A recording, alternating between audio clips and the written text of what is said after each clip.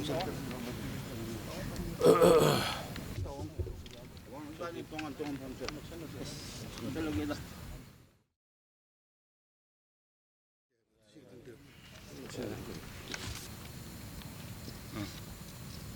yellow page. Oh. Oh. Yellow page ne maram na yun. Mo kam ko. Kausira. Binyaw. Good evening, Honorable Minister Prince. Mayam punamak kay haukiba July gi tarik taruk tagi mafam khangana mang khipi sanupi ka sanupi linthoingambi aduga sanupa hemjit hemanjut ba moigi khongul liraga lakpudu ngarang si nahan si suddenly yugi internet mobile internet hang ba matungda moigi ashiba leigidrabagi photo video viral orapodagi mayam na moigi shmaina tawre basi confirm almost tawre ane log batare parang moigi video dugi matungina photo dugi matungina adu hairiba moina tawrammiba thabak thawong pikraba nupa masa nupi masa dula tawbiramiba madugi crime yamna heinous oiba crime ni aduna state government na akoi strongest term da condemn tawi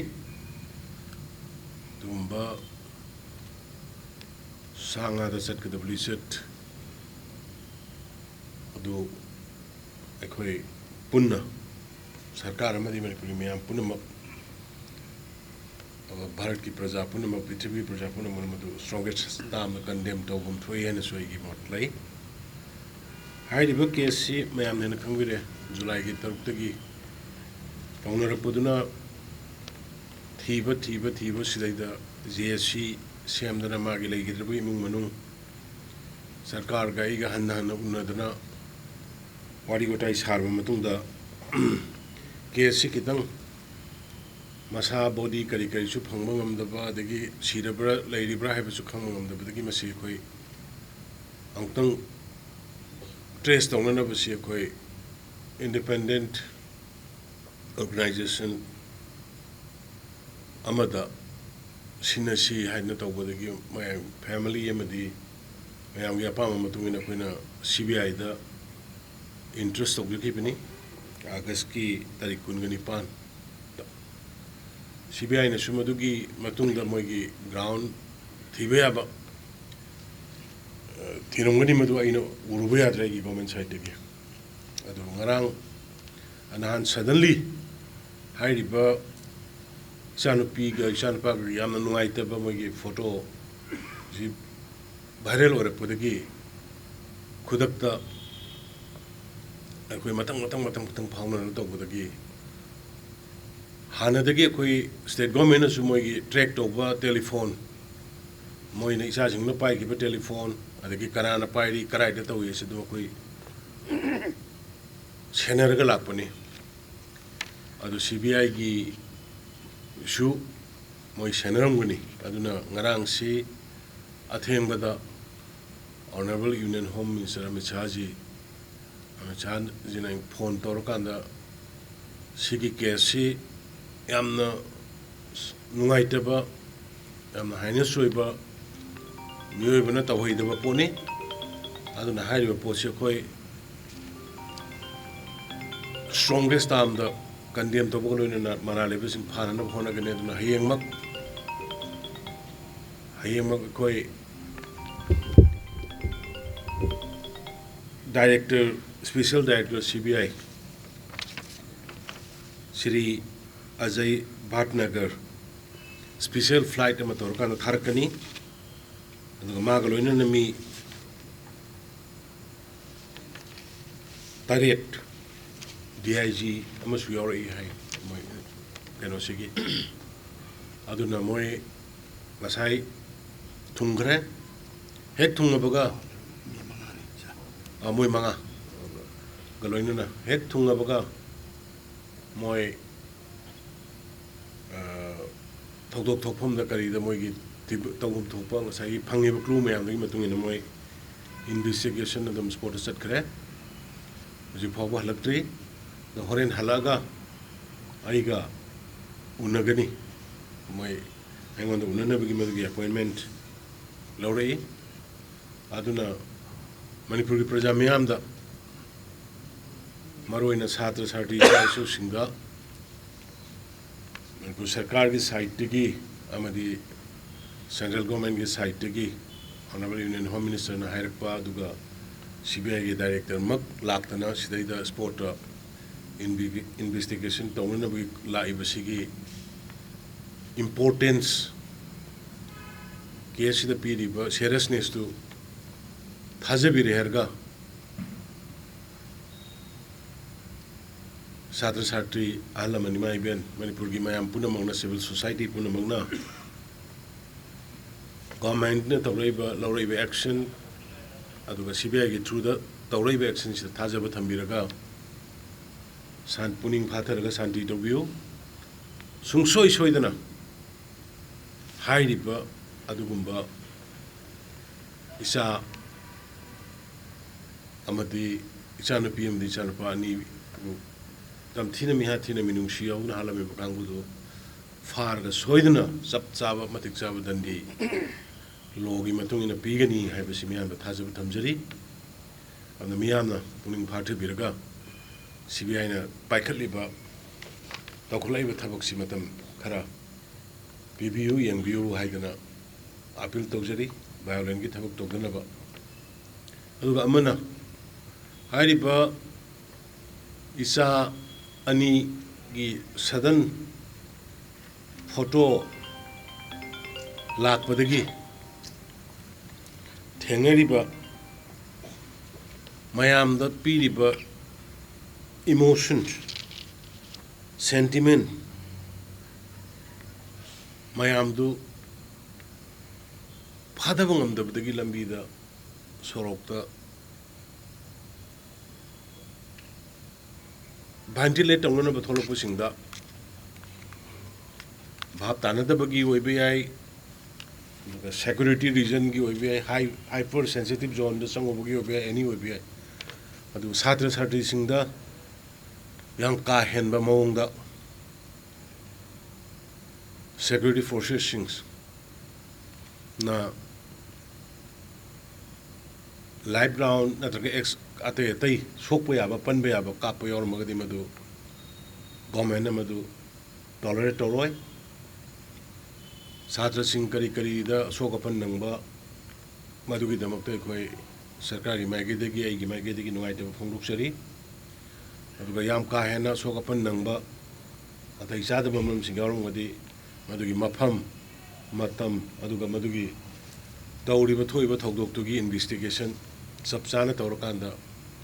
Akoi justice Pina Blagnagani, Akoi sent Akoi forces ni Haragas Okoi Isai Susing the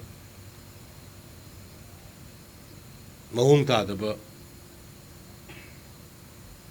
treatment Torogadi, Madusua Koi, Tumina Leroy, Mogi Matakta, Koi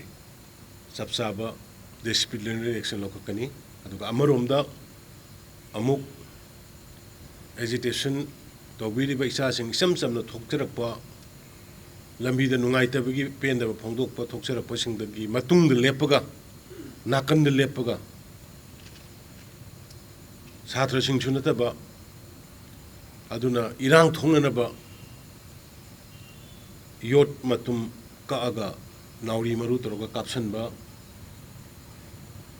Chigi koi information su koi video recording su koi delay amna yaringi masima satra singi oiba satri singi oiba moment am freely peaceful na togishano marakta koi atopa political hand yaushanba khochanba tawragadi isasing soknanaba maram oigani aduna madu maningda marumda lummaga tawbudum yawbigano police mayamam susoi ada soknaramina saunara thoning ba thokdo mangise akhoi gi jati nga to goi aduna hairiba wafam simaga ai security forces sing to restrain maximum restraint tarukanda Satra Singh, aduga Maira Paibi Ima Singh, aduga Tay Satri Singh Mayam the agitation gi control to no maximum restraint to no aina Mayam the appeal to Jari Kanganjari, aduga Masidai the Yanka Henna Henjana beyond the Kugimi Bigi. Launched to be one with the security force will show action logani. Other agitators in the shoe peace over among the president of you. Sensitive, hypersensitive zone area, governor area gumba, chief minister area gumbasi, mob when a mass when a release of the Nagatambu, Manum de Masidi, me, Manga Punbaya, the Bani Punbaya, the Badumba Zagani. Aduna. Kara mayam akoi punna bhap taminnarakanda aikoina thengnariba amadi thengnagadoriba state ki issue singse mai pakna sanction mangamgani akoi masen gi marakta bhap tanadragadi mina harauki gani yengna bana harauki gani aduna akoi masen gi marakta bhap tanadaba gyan tanadaba lebisingdu koi unaraga wari chanaminaraga bhap taminasi ngasi maktadai mahiroi satra sangstan ani group ani ahum unai moirangi group volunteers chani chahungi representatives sing unai kabui mayangi china sing unai koi unaraga wari chanaraga da ventilate amaga taunaraga punna state shibu kannanaba state sigi mayorol gi miyoi akoi punamak pu kannanaba na akoi gi illegal immigrants singdagi drug mafia singdagi kannanaba koi punna amata boina honaminasi haibisi mai media gi silnaw ki mayam gi kuthangda ai Manipur gi ai gi nusijarwa praja ima ibel halaman Satra Sardi Singh the appeal to Jari Kurumjari and a pulling Pata Viraga Isani Kesida Tauram Miba Tom Miba in Pop Torma Punama soidana farga than the Pigani have say Masiakoi central government Amadi Bharat Manipur state government gi Chap Saba Firebni and a high river Sigi Philip Tajabu Aduga Ikoina Laurok legal action Taureba course the Mayana support to view haidana haijage aduga sugumba yamna miyoy bagi lichat nataba segi crimes se khoi strongest amda asigi sarkar na asi miyamna condemn to we haibasi mai miyam thamjari thank you topic island manasida madu asam refund hai jar regime ni hai madu the Mahirin from Pamsa Union Kanjamba, the work is part of half of the videos in the Mayam Siam. Maduki video do viral or Matunda I DG the immediately Maduki report Pinana by Kokale Madeda Hosiki Hari Badu Zat regimen Guinea High subject to confirmation. That regime gi thabak ama satpada asagi uchki halu ma phamdu da nung tharakpa kholakpa ma thengna ba khona ba tawbadagi moina tawbuni hai adubu kramai tawdana madugi irang marakta da moido adudaida laino aduga kramai tawdana moi aduga khoi uji amana Assam Rifles natraga army mob ki kari gi da khoi civil gi kaino da senna balaite aduga hujiki haiba poto kramai to nam pham du moi lakpano kramai to na thokpano do ai investigate tawna ba aduga proper report am pirak na ba hai gre maram sadaba hekta migi prajagi maruk to leiraga moina changchal laga tawbo ero magade ai madugi sarkar gi maigede gi haiba army unit oibai any oibai madu larger interest of the peoples ai madu action to na ba ai madu gi process to bani tongan ba mera pa di mas family side gi hai is da mo dead body like da gi hastang ani si mathong ngam pam thong na ba ki sida view hai wa phang khot lam ba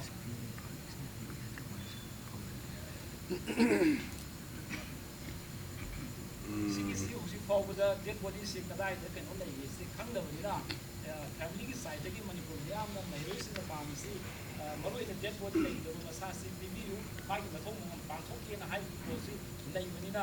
su pamna su thambire akan ba action lokat ni hai bani na mato karam na dead body se ko recover to ga ke masi yeah adugi investigative report tuma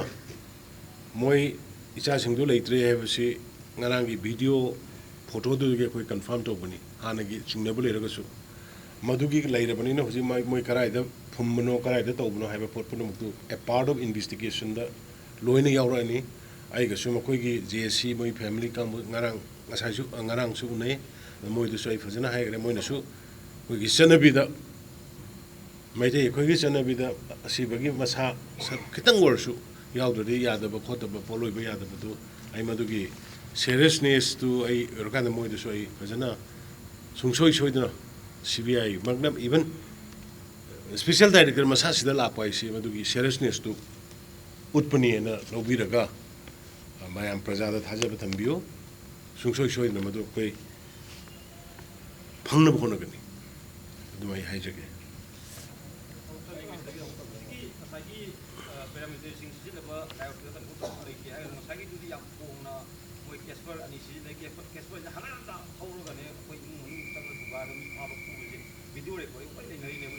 madu ya madu ai ongta hujiki hairi basi ekhoigi state force ki shortage lairagadi sometimes requisition tawraga sena da banate adubu madu ekhoigi DG dai hai kare ekhoigi SP singi marak tagi manpower wa le haidana maramdi all over the state tawrak panina moirang da semai da thawal da loin tawrak panina ekhoigi state force no kono da badagi moi requisition guma tawbu laibra madugi investigation jusu madude da yaurani sometimes akoi dum darkar le di army requisition je koi tawi haribako anu hujiki potu aduga normally di ekoi army ga sar pholga moi sidi law and order di civil ga drill to buda di sinade haibani anu hujiki di requisition to bur to ga bra du investigation di yaurani madu mai sankoke ade amana some social media da viral lamma kanano moi khang da kangbu mali nupi sing amma kanano Twitter daga tawre armed forces special power ekido anuba nate ko hanagi leiri badu ezite dum leibani ko anuba hapsal lakpa leite hoi kana go makrana hapsal langna ba in badi yaw gab nate but hanagi do dum lei hapsal lakpa leite do madu mayam dong declare to biyo kana go makrana overall thangure ga na khang sandokpo gangbu yorpa aduna ni aina madum dang thamjabani amana bish khoigi Chochanpur gi area da hana mayamna state ki miyamna adugi media gi sinaw no suyam toina hangba law and order gi kamai tawri ke dawre na habi koi already koi sidai da hajik kaino gi mafam kunmo hundoi da koi company kunmanga koi deploy tawre aduga rep ki repeat action force ki company ani ada lai sigi company kunmanga sigi matak taniko rep ki se tongana aduna another company ani hum am tarkanda behang gi area buji hana kano lai Assam Rifle ga Manipur police lai adu bo si behang gi area je so koi kano se koi gi som mi chang po kholak po ke do se khara restrict tongana bai koi kano ga company ahum gumba maga Mizoram rom dagi lapam duga company ahum gumba koi extra thana na batawri aduna koi singi area sing dasu sab sana law enforcement na ba honori tawri habado I media gi sin law na koi gi through the presentation na thamjabani thank you Probably the of Manipur, young to Prime Minister to never see, Jim is a young Prime Minister to have a post of one of those who say, Sakaki side, it is a big mama that is related. Prime Minister to never do a fancy, my own party, Jim Minister, little about Prime Minister, if you have fancy, Sakaki. Yung si matang day ganun tayo sige. Ako'y lady si ako'y center su ako'y same party hoy ba. Same party hoy ba nina ako'y tauriba ako'y na hwariba ngasi tauriba mayam highway hang turay ba security forces deploy turay ba nomagi Delhi gi chada thaktabe adaba thilai ba relief camp sing da paisa pirai ba relief camp sing gi sangje bam turay ba yum sang ba yana ba turay ba punamasi honorable Prime Minister की supervision में खाना आता है, but नान कोई ना उन्नगे न पीरो कांड सु ची थोड़ा को मैं यहाँ उबीरा मने, Honorable Union Home Minister दा लोइना state की सी बर्डन पुणे मुख सिंदरा बनी माँ का ताना रोए, अदुना day to day Union Home Minister अमिसाजिक Amika अकोई का tied up तौरी, लोइना खुदिंग मक तौरी अदुना मदे दा Prime Minister उन्नगे extra development नमला locker दबनते forever on Union Home Minister Misaji ka koi ke government ka tawli puna maksi nahan G20 ki matung da changes mayam ma wiraman nomai kapta ba tha ama makhai surumani loina filter dog dog na tawruma mayam se loina koi gap lai rambo aho ma mayam se loina deploy toksila koktruk ki da kapam ba deploy koi mathak da kar ga kem sar ga thingare adagi chena naran chena gi da kapam ba karibu kono do Thamna Popi the Kapam, I go Thingjan Gare, Sumaina. Horrible Oji More, security, Pazino operator, Sumaina, the Rave upon my amsa under the guidance of the Honorable Prime Minister, Aduba, Union Home Minister Namana, subject matter will be drive to Buni, Dil to Buni, Equinus latest and Aduna Madugi do Todono Canabalite, Madugi, Equinator, Sam Prime Minister. Instruction Makadani had an admin. Government condemn it in the strongest term, and the central government and the state government are very serious about this case. And yesterday itself, Honorable Union Home Minister Amit Shahji directly called me in the evening, and he told me that today in the morning, tomorrow means today, tomorrow he is sending the special director CBI along with his team to investigate the particular case. He also promised that definitely this case has to be dealt very seriously and those culprit has to be booked as per the law of the land and no one will spare. This is the word used by the Honorable Union Home Minister Amit Shahji. And today we are also having this particular press meet to condemn the heinous crime in the strongest term, and we will support the cooperate with the CBI team, which recently, today they have already reached here and they have visited the spot, and some clue might be already there, but I cannot disclose right now. So government will not retreat. Government will take appropriate action and punish against the culprit. Thank you.